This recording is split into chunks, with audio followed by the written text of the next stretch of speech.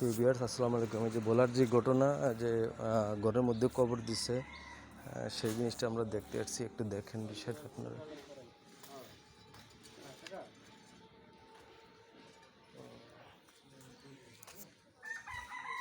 এই সেই কবর, হ্যাঁ, যা নিয়ে অনেক আলোচনা, সারা বাংলাদেশে যে আলোচনা হয়েছিল সেই কবরেই আমরা দেখতে আসছি এখানে সেই কবরটা।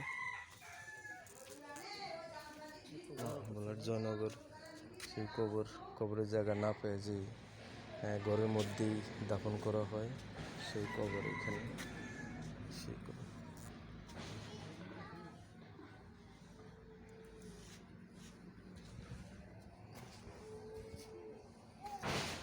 বিষয়টা অত্যন্ত মর্মান্তিক যে ঘরের মধ্যেই দাফন করা হয় যে মহিলাকে। আমরা সেখানে আসছি দেখার জন্য।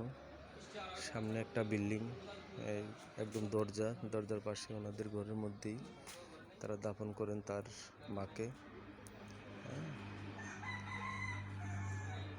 এটা ভোলার জয়নগর থানাধীন সর্দার বাড়ি।